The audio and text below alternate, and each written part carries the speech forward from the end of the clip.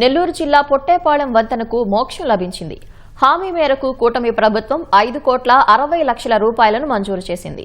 దీంతో వంతెన పనులు వేగంగా జరుగుతున్నాయి. వైసీపీ పాలనలో జగన్ సంతకం పెట్టినా నిధులు మంజూరు కాలేదని, కానీ కూటమి ప్రభుత్వం వంతెన నిర్మాణానికి శాశ్వత పరిష్కారం చూపిందని రాష్ట్ర అధికార ప్రతినిధి కోటంరెడ్డి గిరిధర్ రెడ్డి తెలిపారు. వారధి నిర్మాణ పనులను ఆయన పరిశీలించారు.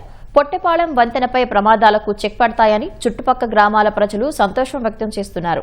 హామీ నెరవేర్చినందుకు ప్రభుత్వానికి ధన్యవాదాలు తెలిపారు.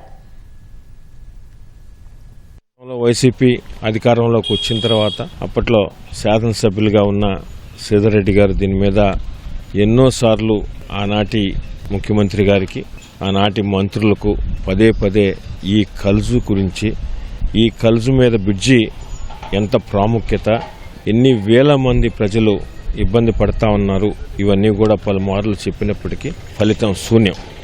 శ్రీ నారా చంద్రబాబు నాయుడు గారికి ఈ పరిస్థితిని అంతా వివరించినప్పుడు ఆయన సానుకూలంగా స్పందించి 5,60,00,000 రూపాయలు శాంక్షన్ చేసి ఈ పొట్టేపాళెం కల్జు మీద ఒక శాశ్వత పరిష్కారం తీసుకొచ్చినందుకు ప్రత్యేకంగా నెల్లూరు రూరల్ నియోజకవర్గం ఎమ్మెల్యే గారు శ్రీధర్ గారి తరఫున, ప్రజల తరఫున వారికి ప్రత్యేకంగా ధన్యవాదాలు తెలియజేస్తూ ఆగస్టు నెలాఖరు నుంచి సెప్టెంబరు 15 లోపల ఈ పొట్టేపాళెం కల్జు ప్రారంభోత్సవం చేస్తామని అనుకుంటున్నాం.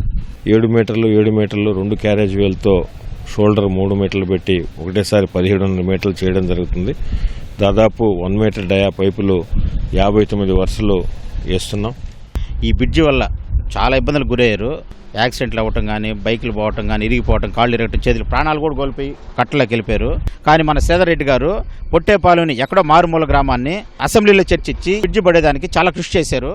మాకు బ్రిడ్జిది చాలా సమస్యగా ఉంది. ఈ కూటమి ప్రభుత్వం వచ్చిన తర్వాత ఈ కళ అనేది గ్రామంలో ప్రతి ఒక్కరిలోనూ వెలుగని చూస్తున్నాము.